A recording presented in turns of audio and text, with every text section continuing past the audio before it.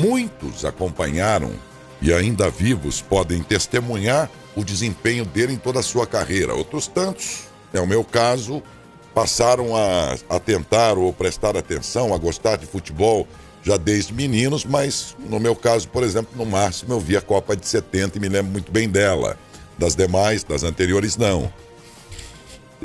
Mas há um cara que sabe muito da história do Pelé, né? E o conhecimento dele vai para muito além daquilo que nós assistimos nas suas jogadas memoráveis. E é o Gerson Lara, que está aqui com a gente exatamente por ser um profundo conhecedor da história de Edson Arantes do Nascimento, o jogador de futebol. Deixa eu avisar aqui que nós vamos falar do jogador de futebol. Por favor, não me estou... Acabei de ler um sujeito agora, ele falou como jogador, ele foi um rei, mas como pai, hein?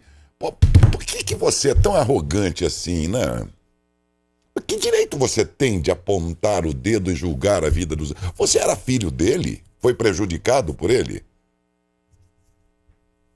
Você conhece algum filho que tenha copiado os exemplos que você está dizendo que não foram bons dele como pai? Você conhece algum pai que copiou ele?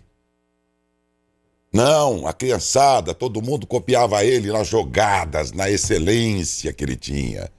E é dele que nós estamos falando, do jogador de futebol, o único, e que a meu ver também não vai ser substituído nunca com tamanha competência e talento, né? É dele, por favor, que nós estamos falando. Agora, se você quiser falar da vida pessoal dele, você provavelmente entra no Big Brother. Lá dá pra falar da vida de quem tá dentro da casa, porque quem tá lá dentro já foi pra isso mesmo, pra mostrar pra você as suas imperfeições, e aí você julga, liga lá, tira o cara da casa. Se você quer ter essa autoridade, né? O Big Brother é um bom programa, mas quando estamos falando agora da morte do rei do futebol, a única coisa que ele nos concedeu como direito foi de falar dele como jogador de futebol. Fora isso, como a vida de cada um aqui, o Gerson, dentista por excelência aí ao longo de toda a sua vida, né? Ele cada vez que se dispunha a servir as pessoas era como dentista. E foi um excelente dentista. Ótimo.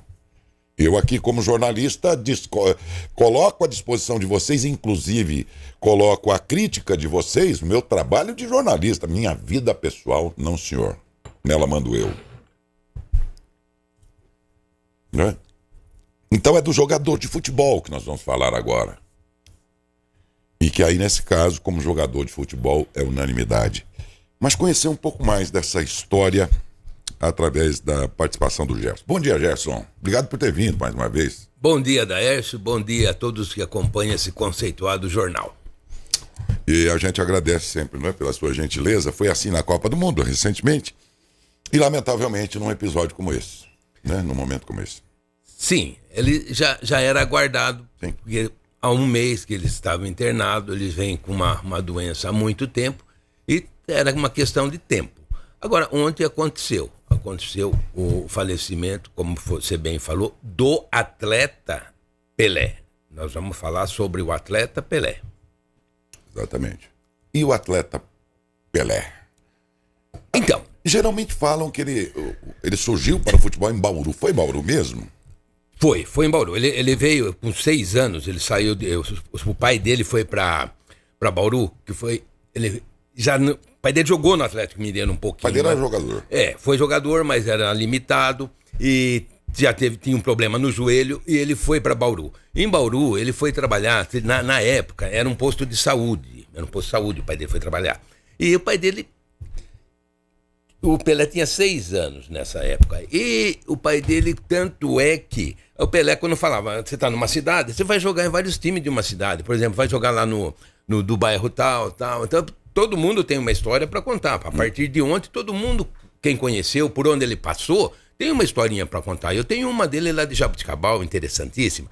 Então, aí ele jogou no BAC, que é nos amadores lá, que é os times dos bairros, Bauru. E no Baquinho. Bauru Atlético Clube, ainda eles falavam Baquinho. Foi campeão municipal, teve campeonato regional, tudo. E a partir de um senhor que chamava Valdemar de Brito, esse senhor ele chegou a ser jogador, até jogou na seleção brasileira lá nos anos 30. E ele viu esse menino e falou, não, esse menino tem coisa. E foi oferecido para o Vasco da Gama. Vasco da Gama, eu, se não me engano, na época foi um tal de Antônio Calçada, que eu acho que chegou a ser até presidente do Vasco. Esse pegou, porque na época era por foto, não era por vídeo igual hoje, ou você vê muito fácil. A hora que ele viu a foto daquele menino, ele falou, não, eu não quero esse menino aqui, esse menino aí tá cheio de lombriga, Deus me livre de trazer esse menino pra cá, né?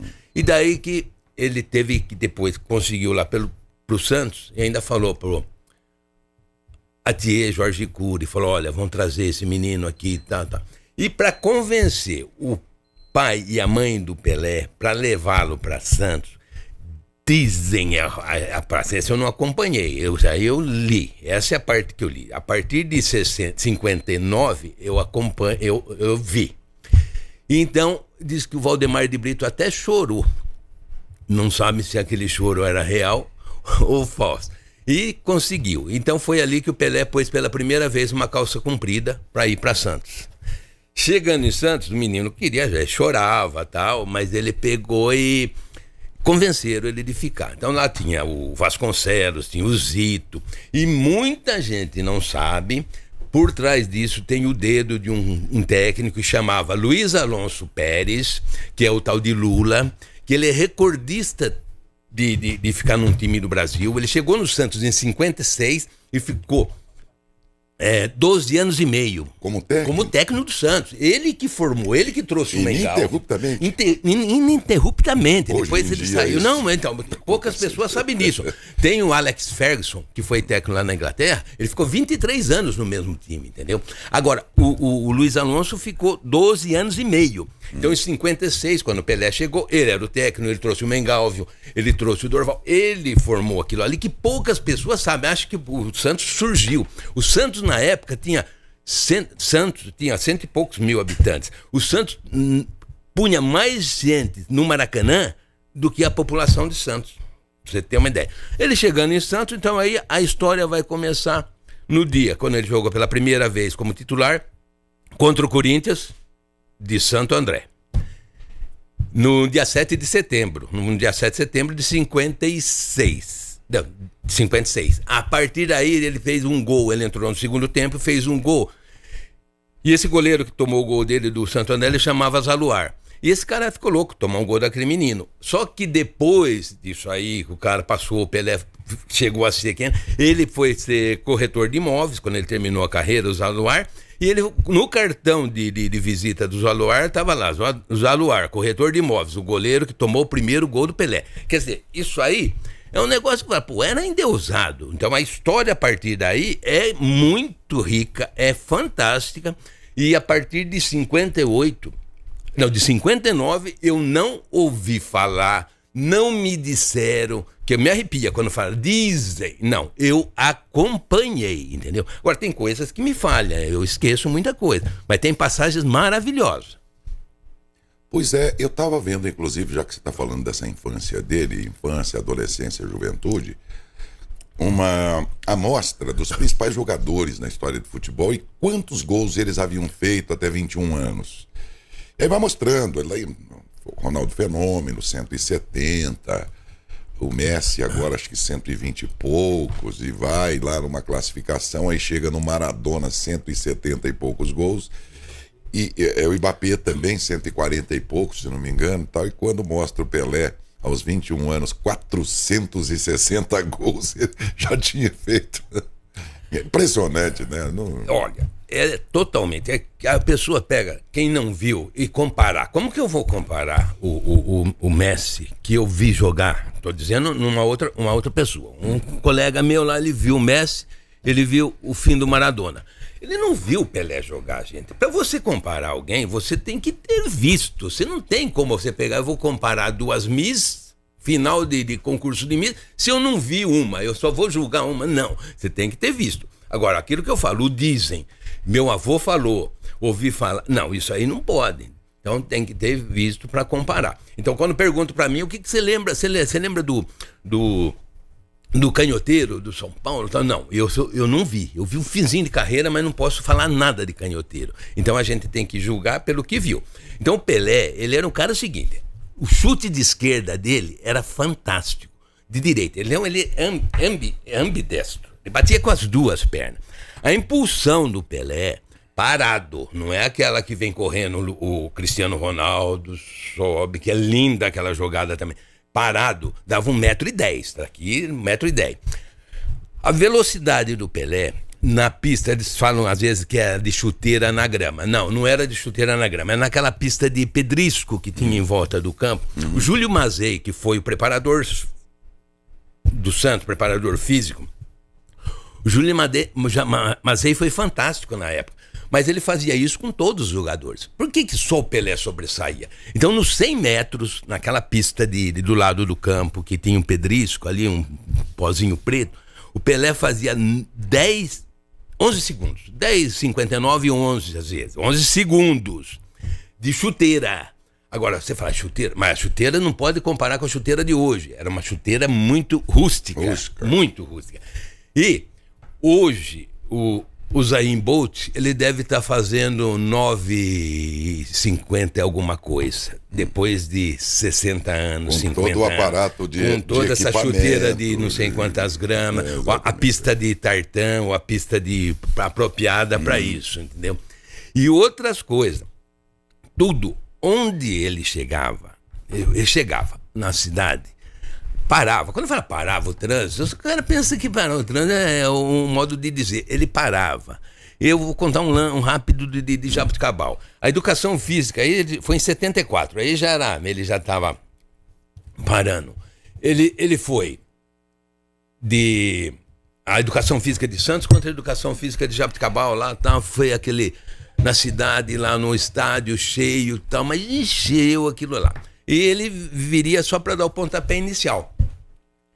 Naquele momento que ia começar o jogo, estava marcado para as 4 horas, tudo às 16 horas, ele atrasou. E o estádio lá estava cheio. Tá. Daqui a pouco o avião começa a sobrevoar o estádio para ir pro aeroporto, que a gente chamava na época de campo de aviação. Aquilo, você falar, se tivesse filmagem daquilo, o pessoal começou a levantar e sair do campo e correr pro aeroporto. O jogo aqui e lá. E um jogo que veio o Leão, o De Rosses, o pessoal que fazia educação física em Santos. Então foi um negócio interessantíssimo. Chegando no aeroporto, estava prefeito com o carro da oficial e o presidente da Câmara. Simplesmente eles brigaram, palavras de baixo calão, tudo, que os dois queriam levar o Pelé pro estádio. Então tem histórias maravilhosas, entendeu? O Santos figura há muito tempo entre os 4 grandes de São Paulo, né? E entre esses 4, o único que não é da capital. E você dizia agora há pouco que naquela época lá Santos tinha 110 mil habitantes. Você veja que é uma cidade daquele porte. A grande São Paulo tinha municípios com populações muito maiores. Aí a minha pergunta: mas o Santos passou a figurar entre os 4 grandes em função deste período Pelé, ou do próprio Pelé? Exatamente. O Santos surgiu... Antes do Pelé, o Santos tinha ganho um campeonato. Depois do Pelé, o Pelé chegou em 56. O Pelé ganhou o campeonato paulista, que era o maior campeonato que tinha no Brasil. Ele ganhou 58. Depois ganhou 60, 61, 62.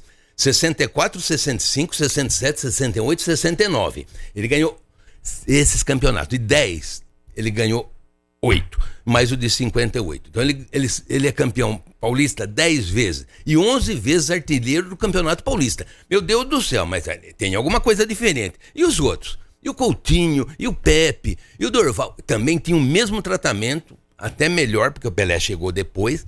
Ele tinha o mesmo tratamento, a mesma educação, a educação física que falava na época. O Júlio Mazei era o preparador físico de todos.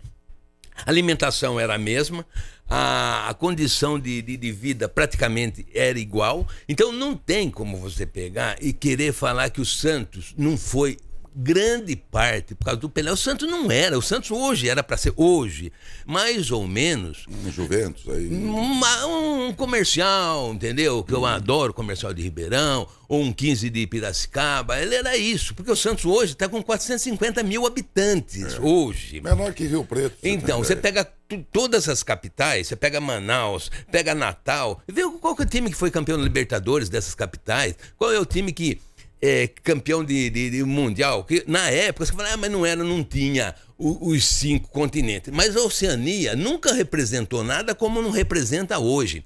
A África nunca, o Japão, a Ásia não tinha, porque o Zico que levou o futebol para lá praticamente, quando o Zico foi para lá, então não representava, eles tinham que pegar os 2 melhores, que era o campeão da América do Sul, que tinha Uruguai, Argentina e Brasil, que eram os grandes, e o forte, e o campeão europeu, entendeu? Agora hoje estamos esticando até a Copa do Mundo. Agora vai ter 40 e poucos times, parece, 30 e pouco, 40 e pouco. Então, o Santos surgiu em decorrência da chegada do Pelé. Surgiu não, o Santos existiu o time, mas ele ficou famoso por isso. Não só o Santos ganhou com isso.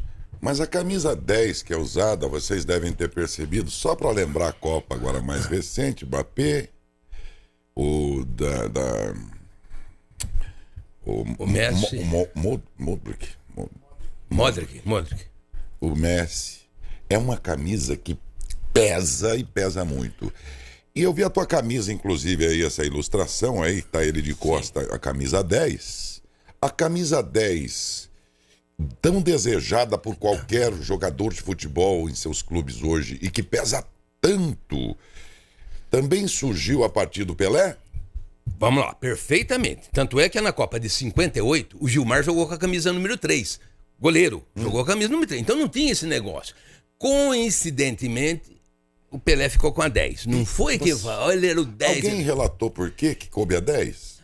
Ele era ali no meio de campo, mais ou menos, chamava. Tinha volante que era 5, chamavam volante, 8 um armador, né? E ele era um atacante mais próximo de área, então um 10. Era um ponto esquerda praticamente sempre foi, mas não tinha assim é o 10. Agora, o 10 ficou famoso porque naquela Copa ele arrebentou, ele era reserva, depois ele entrou. Ele marcou um gol contra Gales, que foi fantástico. Depois ele marcou um gol na final, que ele deu chapéu no zagueiro. Então, a partir dali, ele foi só tendo uma ascendência. Ele foi crescendo, mas ele foi ficando gigante. Era um cara muito respeitado. E a camisa 10 começou a ser entregue para o melhor do time. Tanto é que quando falava gol bonito, falava um gol de Pelé, ele é o 10 do time dele, você segura o 10. Você nem sabia quem que era, porque não tinha a comunicação que tem hoje, mas você ia pegar o 10 porque o 10 devia ser o melhor do time. Então era isso. E sempre foi. Agora, esses camisa 10, falando, você vê que em 1970, na Copa de 70, o Brasil jogou com 5 jogadores com a camisa 10, eles eram 10 no time deles, e na seleção eles jogaram em posições diferentes, que foi o Gerson era o 10 do São Paulo, o Rivelino do Corinthians, o Pelé do Santos, o Tostão 10 do Cruzeiro, e o Jairzinho era o 10 do Botafogo. Mas Jair não era ponta direita, não. Ponta direita do Botafogo era o Rogério. O Jair já estava jogando com a 10 do Botafogo. Depois o Rogério se machucou e convocaram o Leão. Ô Gerson, alguns, meu pai é um deles, embora admitam toda a excelência que foi o Pelé como jogador, mas equiparavam um único jogador. Essa história de Maradona ser comparado a isso é uma bobagem. Mas que à época, se assemelhava demais e talvez fosse o mesmo nível de jogador de futebol, que seria o Garrincha. Será? Eu não vi jogando, para dizer. Eu acompanhei o Garrincha a Copa de 62. É lógico que é rádio e depois algumas filmagens. O Garrincha era fantástico. O Garrincha era exuberante. A diferença do Garrincha para o Pelé, o Garrincha ele jogava mais para atacar e fazer jogada para o Pelé. Ele era, na época chamava ponta mesmo, era o ponta direita. E o Pelé era fantástico, mas era um cara que era mais para finalizar e para decidir. O Garrincha, em 62, o Pelé jogou, não jogou 62. Em 62 o Pelé jogou 2 jogos. Jogou o primeiro jogo contra o México. Ele fez o gol mais bonito da Copa, da Copa de 62. Ele driblou 5 adversários e marcou um gol naquele goleiro fantástico do México, que era o tal de Carvajal. E jogou 5 Copas. O Garrincha, naquela Copa, o Garrincha fez gol de perna direita, perna esquerda, de cabeça. Parece que ele fez um gol de falta também, né? Ele arrebentou naquela Copa. Foi muito bom que o Pelé não jogou aquela Copa, porque senão isso ia ser muito humilhante para os outros times, entendeu? Deixa só o Garrincha liquidar isso aí. Era fantástico. Quando comparam, eles fazem essa comparação. Primeiro Pelé, mais segundo não sei o que. Gente, para você comparar, é aquilo que eu falei, tem que ver. Então o Garrincha não aparece tanto porque ele não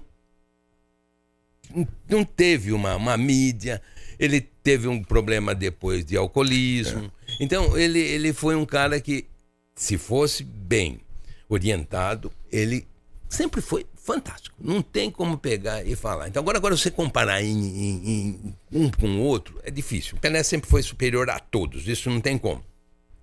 E para fazer uma comparação legalzinha, o Neymar está com 77 gols na seleção e igualou o Pelé. Espera um pouquinho. Não é assim que faz contagem. A matemática não mudou. A matemática simplesmente é pela média, gente. O Pelé teve alguns jogos na seleção, 90 e poucos. O Neymar tem 100 e pouco. Então faz a média do Pelé dá 0,8 gols por... E o do Neymar dá 0,6, não sei o quê. Então é assim, gente. Não é que... Igual eu falo assim, Laércio, vamos lá, vamos comer o frango.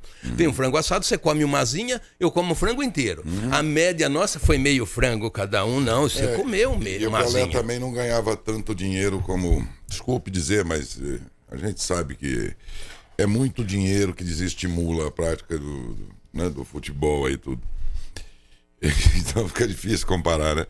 Mas, de qualquer maneira, o rei do futebol, né? Que parte agora. Eu aqui hoje fiz um encerramento de editorial dizendo assim, que a gente nunca deve dizer nunca. Nunca vou fazer não sei o quê, nunca farei não sei o quê. Nunca se deve dizer nunca. Porque as circunstâncias da vida podem fazer você, né, mudar de ideia, enfim, sobre mais diferentes assuntos. Agora, eu disse, eu acho que nunca, agora dá para dizer, nunca haverá um jogador de futebol tão brilhante quanto ele. Dá para dizer nunca num caso desses? Então, nunca a história mais. que você fala. Eu, com certeza, não verei, entendeu? Porque eu tenho a projeção do que vem por aí, desses meninos novos que estão surgindo nas equipes de base. Meu Deus do céu, o cara não tem noção de dar um passe de 10, 12 metros, entendeu? E você vê aquele Rivelino jogando, o Gerson lançando. Então você fala, mas que coisa linda, rapaz. Agora você vai assistir um jogo de... Tanto é que você viu... Até na Copa do Mundo tinha jogo que era irritante. Mas o Gerson, ele era bem servido, o Pelé. Além de servir bem, ele era bem servido com outros excelentes, grandes craques. Aí eu pergunto a você, o Neymar, se jogasse numa seleção bem servido também, de craques naquele mesmo nível, será que talvez ele tivesse um desempenho melhor? Não que se aproximasse do Pelé, mas... Não, assim... Olha, a hipótese é complicado fazer hipoteticamente, entendeu? Eu falo o seguinte, para você ver, eu sou santista, eu acompanhei o início da carreira do Neymar. O Neymar, com esse joguinho que ele faz aí, ele não jogaria no Santos de... Não? Não, de maneira nenhuma. Mas onde ia tirar quem? Ia tirar o quê?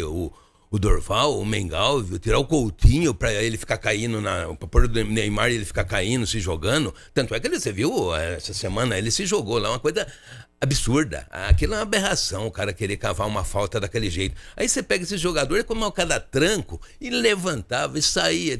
Agora, você tá num time bom, você tá num time, ele parece que tá com o Messi, com o Mbappé, ele, entendeu? E não chega a encantar. Não é pouco ali que tem do lado também. dele. Ali tem grandes craques jogando com ele ali, né? Até aqui. Mas também muitos dizem que, bom, Pelé foi tudo isso mesmo, mas num tempo em que não era esse jogo pegado, homem a homem, aquela coisa pegada de hoje, ainda mais se a gente pensar em Libertadores da América e tudo mais. É um jogo muito mais vigoroso, mais rápido, exige mais versatilidade. Tomando o Neymar como base, ele tá aqui na esquerda, de repente ele aparece lá na outra ponta, ele tem que estar em todos os lugares. E aí muitos dizem, se o Pelé jogasse o futebol dos tempos atuais, que exige alta performance, essas coisas todas, talvez ele não iria tão bem quanto foi. E o pessoal falava, porque o Gerson, que perfilou com ele lá, fumava 3 cigarros por dia. Hoje, com futebol de alta performance, um cara desse não conseguiria jogar. Faz sentido isso? Faria algum sentido essa De maneira tese? nenhuma. Vou dar umas explicações rapidinhas. Bom, vamos lá. O Gerson. Vou falar do Gerson. O Gerson fumava 3 maços de cigarros. O Gerson andava em campo. O Gerson não corria, ele andava. Ele lançava, ele tinha visão de jogo. Agora vamos ver na atualidade. O Pelé jogava com uma chuteira. Eu conhecia. Ele jogou com chuteira, vou falar a marca, porque eu acho que nem usava mais. Ele jogou com chuteira Olé na Copa de 70. Usou a drible, entendeu? Era aquele solão de borracha duro. Eu conheci. Eu tinha um amigo que tinha uma casa de esporte em Jabuticabal, a gente ia ver que, essa aqui fulano joga com essa. Praticamente era quase todos a mesma. Chamava uniforme. Não era vermelho, não era azul, não era cor-de-rosa, não era chuteira preta, uniforme. Então, aquela época, se você pegar aqueles gramados eram terríveis. A Vila Belmiro era um negócio maluco pra você ver ali.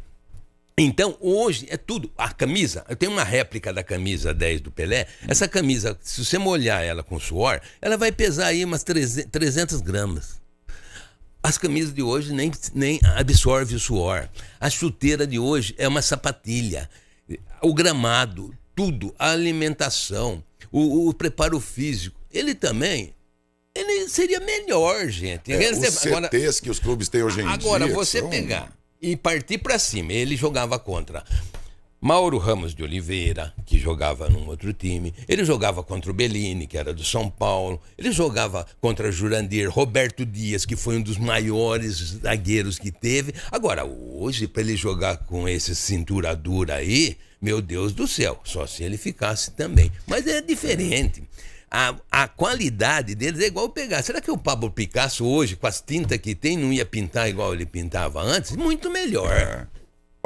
Enquanto a gente tá falando aqui, vocês podiam lançar também a imagem lá, essas imagens aí, ó, que vão ilustrando bem, né? É um pouquinho, mas é uma vírgula no livro da história desse cara. Algumas imagens, mas a excelência dele. E uma coisa interessante que eu presto atenção hoje quando eu vejo as imagens do Pelé é a imprevisibilidade. Eu acho que o que mais atrapalhava os defensores ele era imprevisível. Você não ia esperar aquela genialidade, né, dele. Enfim, ele não era, como é que eu digo, previsível. E isso acho que é um grande complicador para um zagueiro, quem quer que seja que marcasse, né? Ele era totalmente diferente. Totalmente diferente. Até ele faz um gol contra a Argentina no Maracanã.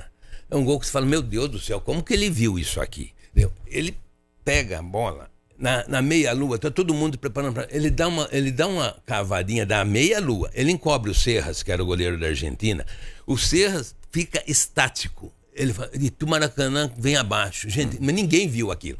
Então, outro lance que você fala, pô, ele era diferente em tudo, gente.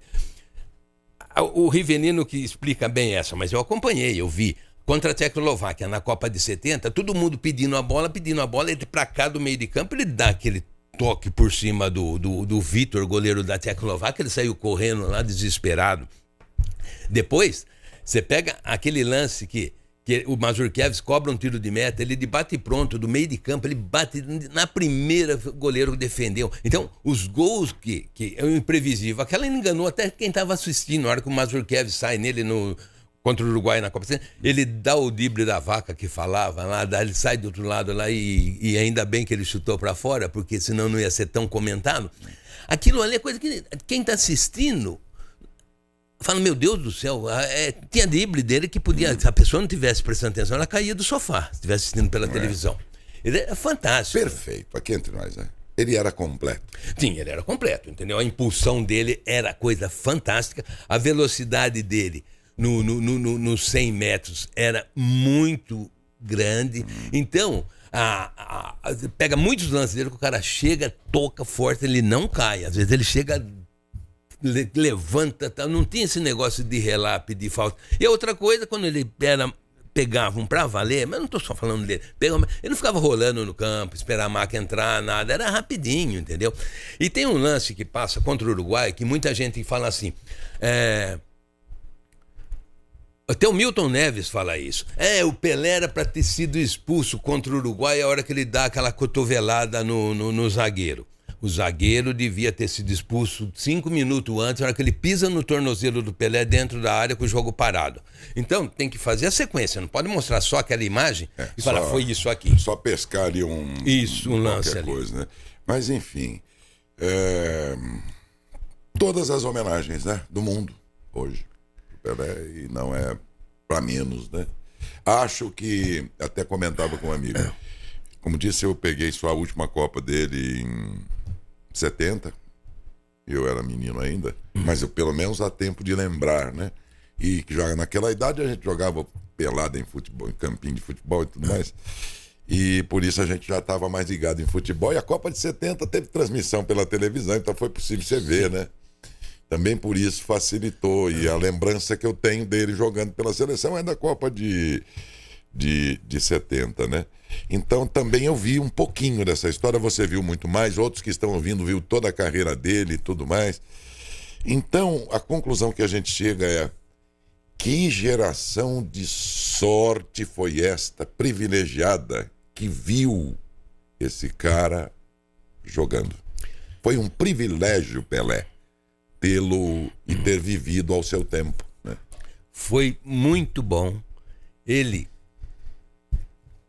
com tudo isso que ele fez, que ele encantou o mundo, entendeu? Encantou o mundo. Porque, só para você ter uma ideia, a marca Pelé, ela não perdia para um refrigerante, era mais famosa que um refrigerante que tem por aí, e mais famosa que o presidente dos Estados Unidos na época. Era o nome mais famoso. Agora, quando falam, eu deixo só voltar um pouquinho para o nome dele. Quando falam que ele parou uma guerra, tem gente que pensa que ele pegou, desceu lá de avião e foi lá no meio da guerra e mandou. Não, foi um negócio que teve a embaixada, teve um negócio bem feito entre os países. Com o Santão, e ao cessar-fogo foi feito pela Embaixada do Brasil, com o pessoal lá. Era uma guerra lá na Biafra, na África lá. E essa parada da guerra era a seguinte: era um cessar-fogo, um acordo que foi feito assim que o avião do Santos entrasse no território africano, tá, onde ia ter o jogo. Ia ter um cessar-fogo até o Santos saísse de lá. Então foi um acordo, né? Tem gente que acha que o Santos desceu com o avião lá, o Pelé saiu e falou, pare a guerra. Não, não é isso. Tem um negócio muito complicado, uma coisa de 3 meses antes para chegar nisso aí. Poucas pessoas sabem. E esse cara, onde ele ia, parava o trânsito. Quando eu falo parava o trânsito, às vezes a pessoa pensa que é um modo de dizer. Só para você ter ideia, eu acompanhava mais Ribeirão Preto, pelo Comercial e pelo Botafogo, quando o Santos ia jogar lá. Fechavam todos, depois do almoço ali, por exemplo, o Santa Cruz, era só ida. Tinha um opcional pro outro lado, mas naquela que descia era só para ir, depois que acabava o jogo era só para voltar. Era impressionante a quantidade de pessoas que iam assistir o jogo. Aquilo que eu expliquei lá, o Santos já pôs mais pessoas no Maracanã num jogo contra o Benfica e contra o Milan do que a população de Santos. Do próprio município que sediava essa equipe, né? Gerson, muito obrigado, viu? A gente vai daqui a pouco continuar e dessa vez mostrando aqui uma passagem dele por Matão, uma vinda aqui em Matão, com imagem, com fotos pelo menos da época e tudo, os locais por onde ele passou aqui. Nós vamos tratar sobre isso daqui a pouco, uma parte um pouco mais histórica do ponto de vista da presença dele aqui na nossa cidade, ciceroneado pelo Teodoro Marichem, e ele que vai contar um pouco dessa história, como foi, por que ele veio aqui, por onde ele passou aqui, imagens, fotos disso da época e tudo mais. E um breve documentário também, o trecho dele, que a gente vai mostrar aí também, ainda como homenagem póstuma. Mas essa parte mais da carreira dele, com essas nuances todas que a gente, como torcedor comum, não conhecia e que você conhece, por ter ajudado, eu agradeço mais uma vez, Gerson. E lamentamos, né? Sim, é lamentável. Mas é aquilo que dia todos iremos, se não mas... me engano, agora sobrou só o Zagallo, da de 58. O Pepe... Dos titulares. O Pepe tá bem. O Pepe tá bem. Eu tá vi bom, uma entrevista. O Pepe tá muito dia bem. Até do agora. Pepe, ele tá lúcido e tal, 87 anos. Provavelmente agora em maio eu encontro com o Pepe. Entendeu? Com o Pepe e com o Ele Lima. mora em Santos. Mora em Santos, tá bem, lúcido, tá lúcido de tudo. E agora, uns 15 dias eu vi essa entrevista dele. Parece que só o Zagallo, da de 50 dos titulares, de 58. Eu agradeço o convite. Desejo a todos vocês um ano com muita saúde e que a gente possa ter um ano de muito trabalho e tudo bom para todos nós. Tá Por bom? toda a gentileza desse ano, muito obrigado, viu, Gerson, com a gente aqui, a sua paciência em vir aqui, na Copa do Mundo, inclusive, por tudo. Viu? Eu que agradeço. Eu gosto muito de fazer essas coisas. E quem quiser saber alguma coisa, eu estou à disposição no consultório. Eu me dedico muito a isso aí, com livros, com foto, com outras coisas, tá bom? Muito obrigado, Gerson. Eu que agradeço. Com Fiquem Deus, com Deus. Felicíssimo ano novo, você e a tua família toda. Para todos nós. Um abração.